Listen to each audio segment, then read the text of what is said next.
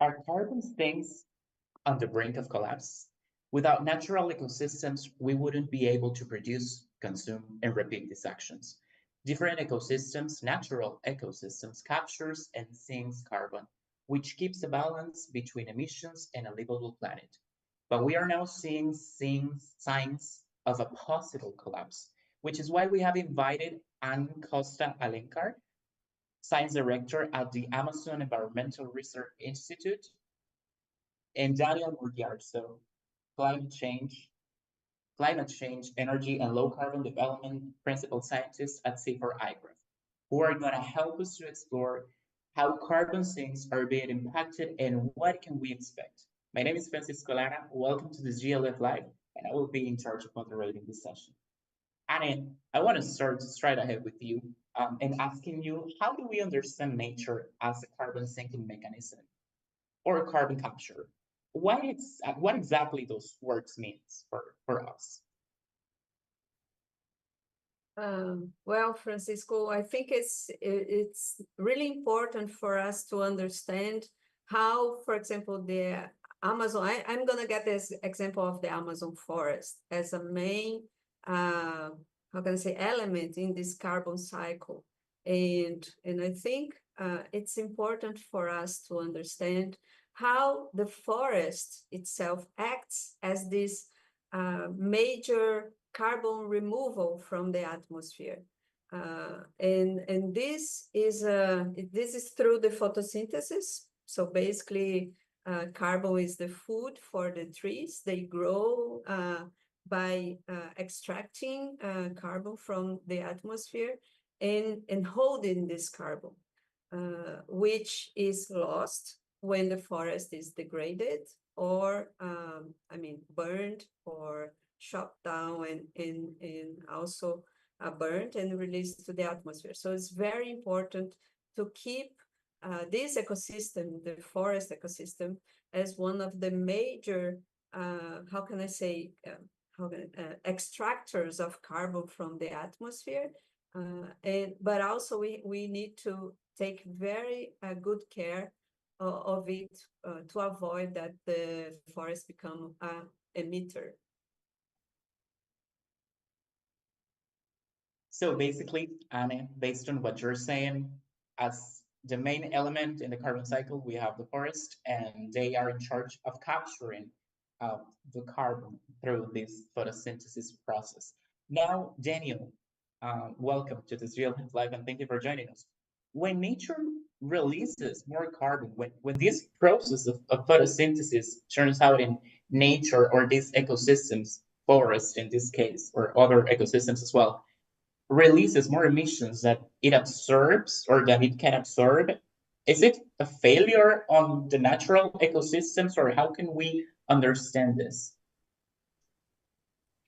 Yeah, thank you, Francisco. I think the balance that Ane was talking about is very much depending on the existence or presence of living biomass or living trees or forests, and this is the machinery, how the excessive carbon can be absorbed and stored.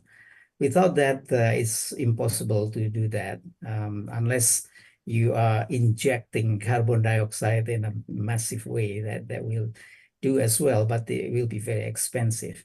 But naturally speaking, the presence of trees or organism or vegetation like that is very important. But I want to add something very important here, and which might be missing in our conversation, is the importance of the carbon which is stored in the vegetation. We call it biomass, and also those which are stored in the soil. And they are different things. And in most cases, the soil carbon is very large, and it stay there if you do not disturb it. Especially in the tropics, you will find an ecosystem called peatland. So the amount of carbon stored there as dead materials is big, maybe 5-10 times bigger than what is stored in the living biomass. So let's not to forget the importance of soil carbon, especially in peatland. The peatlands, now that you mentioned that, Daniel, that's very interesting because precisely a couple of months ago, we had a GLF Live about Canadian peatlands, sorry, in which we were trying to explore precisely how the carbon that is already captured within the soil is it's also important, and sometimes we do not pay attention to that as people, as society, and that is also part of the conversation when it comes to understanding how even biomass of this or this dead nature in terms of organic results or products, subproducts of nature work and keep the balance in the environment, which help us to understand better the general situation on degraded ecosystems as well. Now, you were also mentioning, Daniel, the existence, the presence of living biomass and the machinery that works behind carbon sinking and carbon capture as well. We have seen examples, Ane, that forests in Finland and the Amazon forest as well experiencing or experienced in the past some sort of symptoms of releasing more greenhouse gases than it could absorb. I don't want to say it's stored because maybe they are storing carbon, but it's because of deforestation and some other issues, according to general reports, they were releasing more carbon than it could absorb. What can we learn from this, and what can we expect from now on? Ane, I want to start with you. Yeah. As Daniel was mentioning, like the role of native vegetation as a carbon sinker is really important. And the Amazon used to be this massive piece of land in which we had like one of the sinks of the globe, because the exchange between the release and the absorption was always positive towards absorption. So, but things have changed, unfortunately. We have direct impacts of land use change. For example, deforestation that causes fragmentation of the forest and also makes it more susceptible to fires that come from agricultural lands. And on top of that, we also have the impacts of climate change with extreme events of heat, for example, drought, and all of that makes end up making the forest lose a little bit its capacity to absorb more carbon than release it.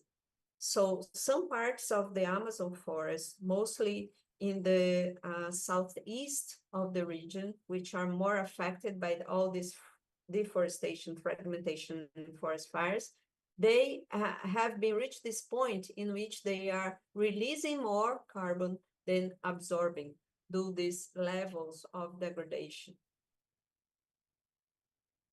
So we could say it's a human cause impact. It's a human cause.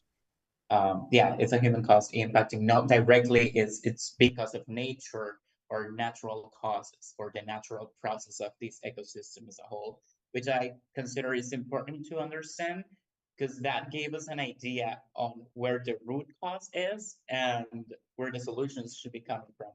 Daniel, I would like to hear from you as well. That these ecosystems that at some point are showing symptoms of releasing more greenhouse gases than it could actually absorb, and if this also translates or it is being present on other ecosystems such as peatlands that you mentioned at the beginning of our conversation. Yeah, the cause is absolutely anthropogenic. It's not natural at all. So like the background of my screen here, you can see there's empty land, looks like empty land, but they are bushy, but it used to be forested, densely forested peatland. And you can also see canals along this landscape, and there are network of canals, thousands of kilometers of canal to drain the landscape.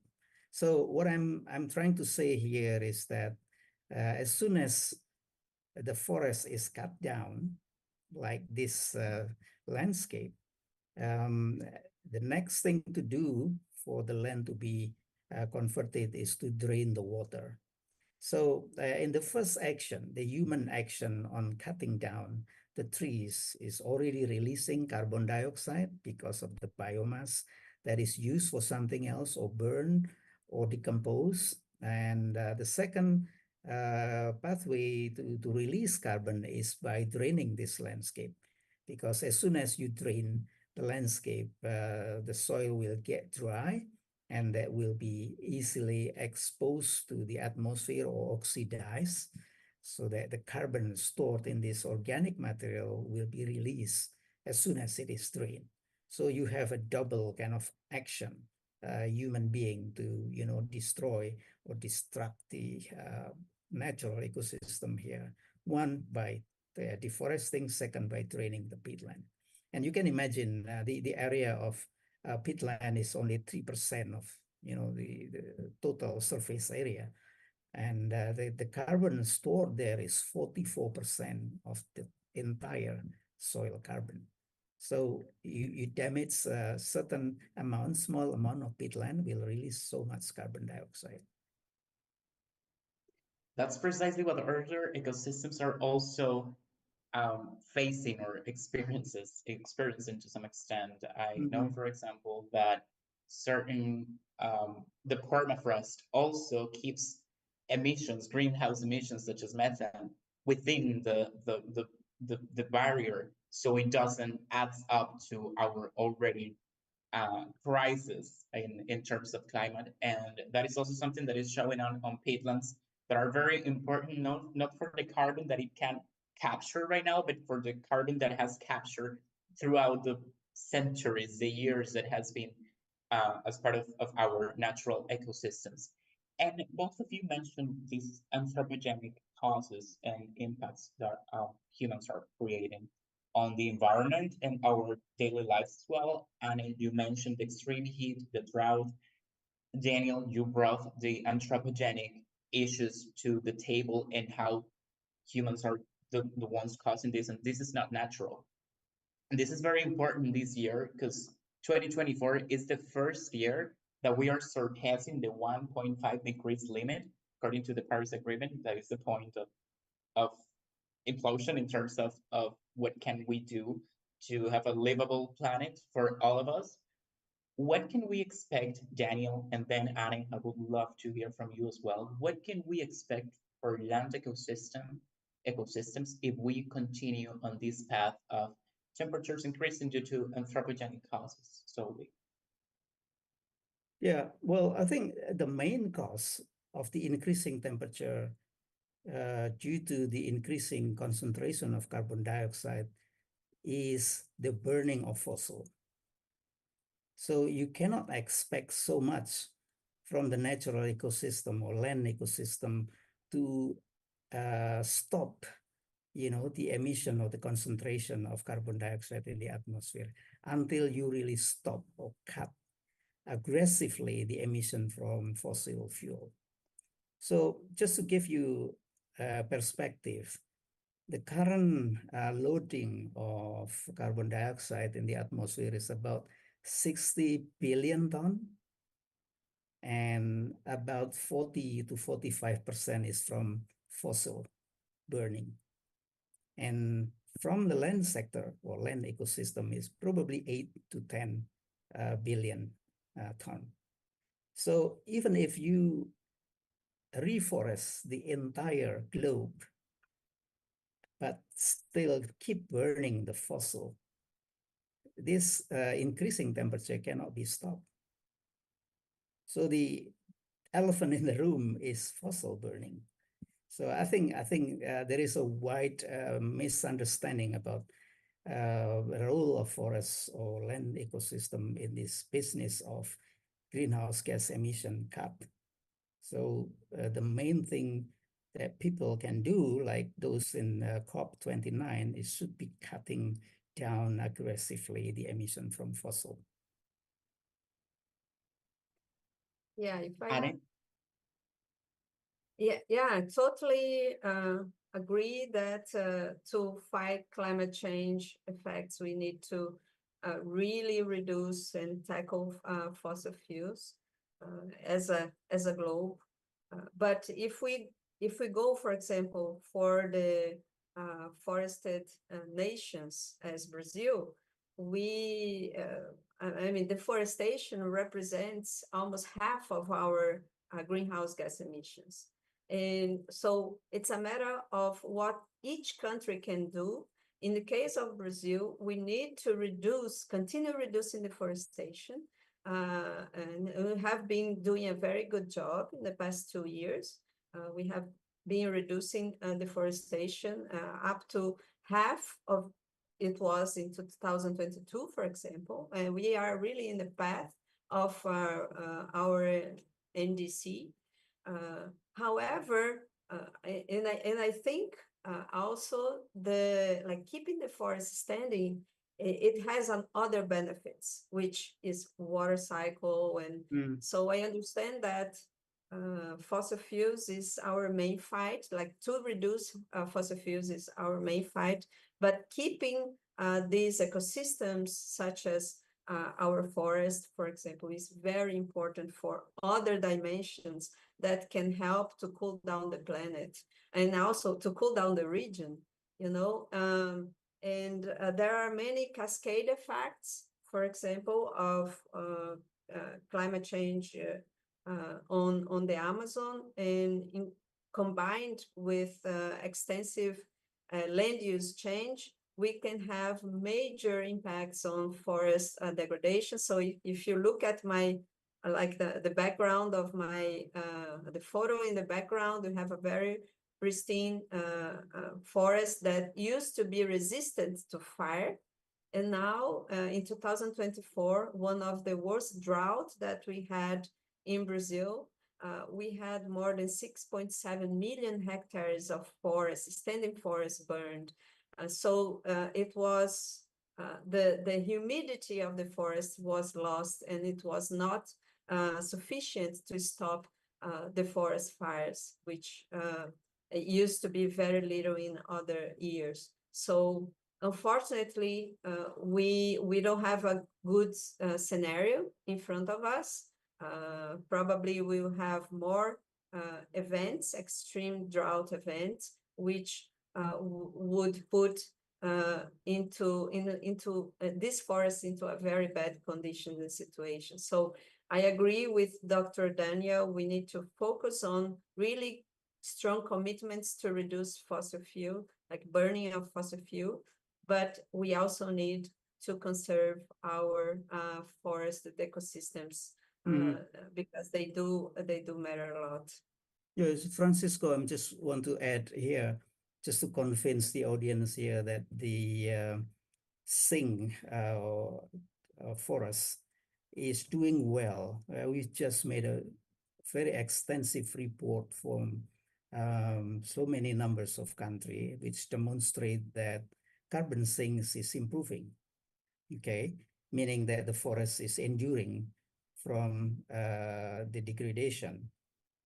And but we still keep hearing that the temperature is increasing. So the report was well received. I just saw very quickly here that the world forest is okay right now. Of course, in some places like the tropics, there are some disturbances, but in general, the forest is doing well. So again, the attention should be put more and more on the emission from fossil burning. First, Francisco, Daniel, and sorry, Ane. can I add just one more thing on the topic of Absolutely. Yeah, I think one thing that is very interesting is that in the carbon accountability of the countries, for example, the forest fires that we faced this year, which are massive forest fires, they are 10 times more what the area that was deforested are not accounted. They are not accounted in this. So areas such as Indonesia, which burned, have been burning as well, standing forest, areas of Congo Basin that have been burned, areas in the Amazon that have been burned, they have not been accounted in this carbon accountability. And one can say, okay, but they just burned when there is extreme drought. El Nino. So that's why it shouldn't be burned. It shouldn't be accounted, but in fact, they have been accounted because people are setting fires, and these fires have been escaping. And because these forests, once they were burned, they become more prone to get burned again, even in non-El Nino years. So I think it's very important, and this is a pledge here to include this for the forest fires in tropical rainforest as a major account for carbon loss in this accountability. And what you mentioned there in this call to action to include the forest fires, the tropical rainforest is a major account for carbon, for this carbon loss in general terms is very important and very interesting, especially in our tropical ecosystems in which we are being always exposed to the world in terms of conservation. How should we be managing forests and other ecosystems in our part of the world? But usually we do not take accountability of these incidents caused by humans. And now that both of you were mentioned, the land used and how this increase in temperature is mostly caused by fossil fuels. The root cause, the elephant in the room, Daniel, you said, is fossil fuels. Let's go to politics a little bit. In the context of the Rio Conventions, biodiversity, climate change, we already had these COPs, and of course, the majority of civil society were a little bit turned down by the outcomes. And soon we're going to have the COP on desertification, the conference on desertification. Discussions often focus on market-based solutions.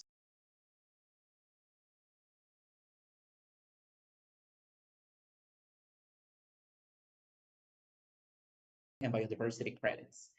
I want to ask specifically, what are the potential impacts on communities, territories, and countries that rely on these mechanisms to protect ecosystems? And I want to start with you, Ane, and then hear Daniel for a little remarks on this. I think market-based mechanism based on nature-based solutions is very important indeed.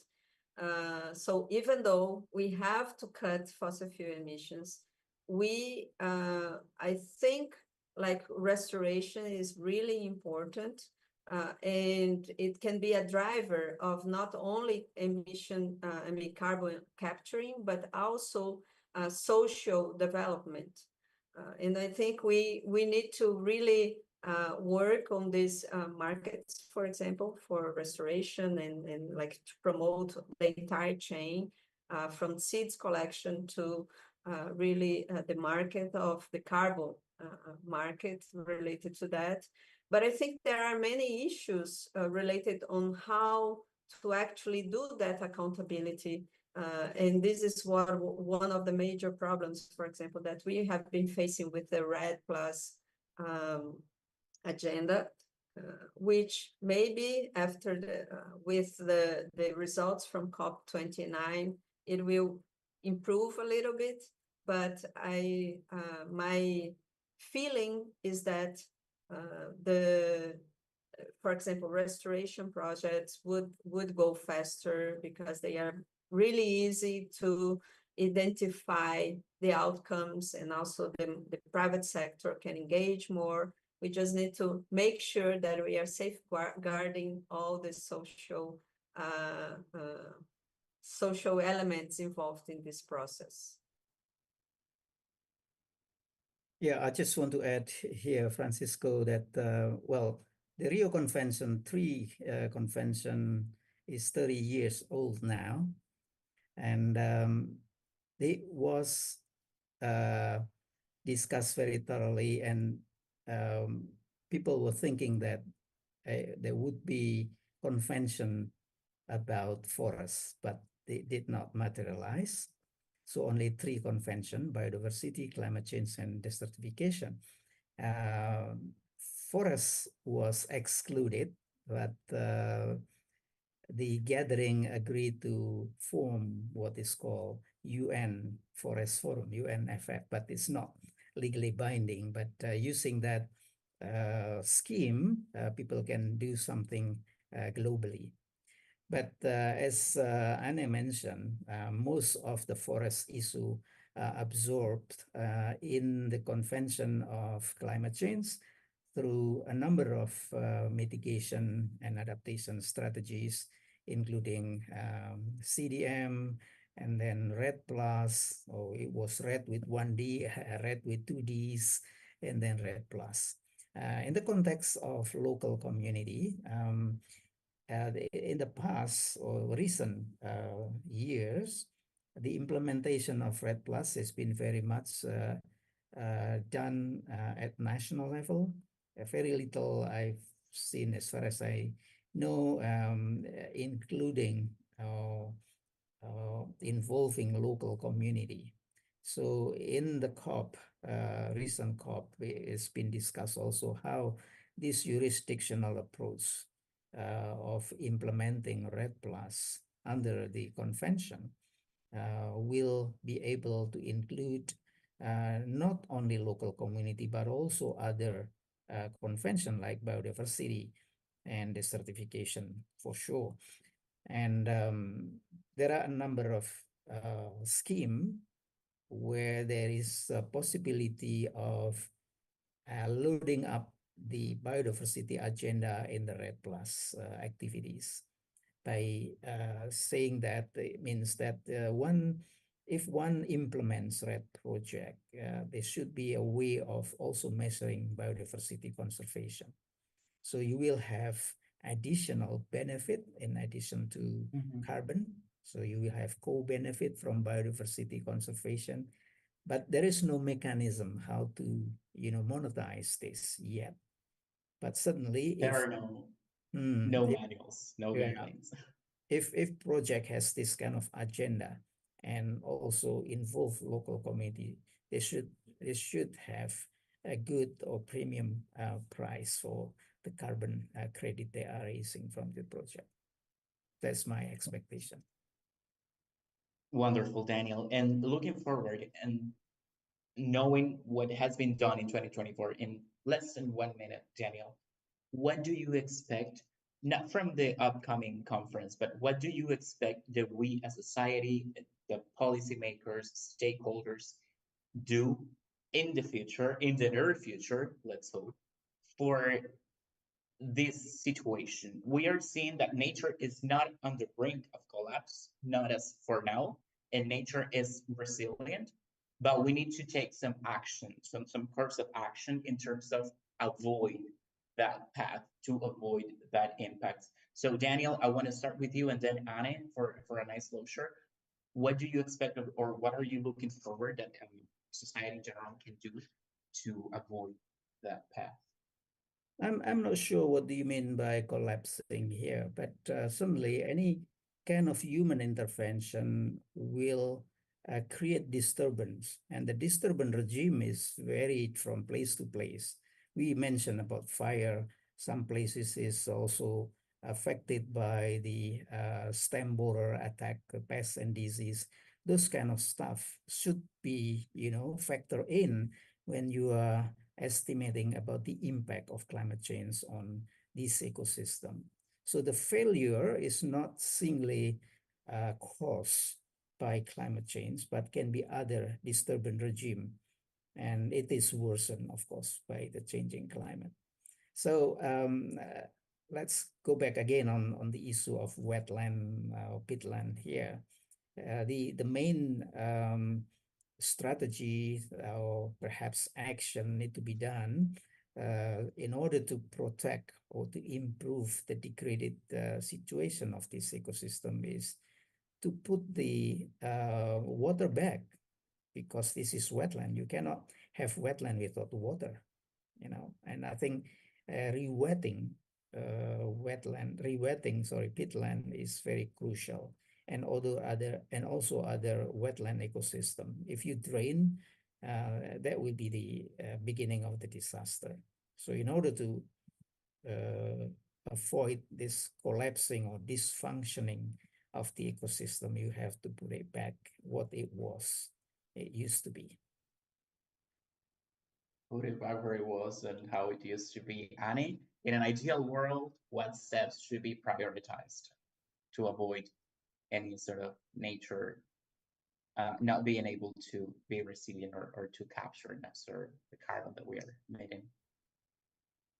Yeah, well, I agree with Daniel. In general, nature has been showing a very important resilience strategy. However, what we have been doing, it's a compounded disturbance effects from climate change and also anthropogenic change in these ecosystems. And it makes it harder for them to actually recover of this process. And I think for that, to fight climate change, we do need to have better deals. I mean, commitments of the countries in reducing their emissions in the future. So there's lots of expectations for COP30. So the countries could present more ambitious targets to actually reduce their own emissions. I think that it is going to help a lot. However, as Daniel was mentioning, most of the issues behind that are actually disturbances that are related to politics, to economic drivers and all of that, which generate lots of these disturbances and actually can exacerbate the impact of climate change.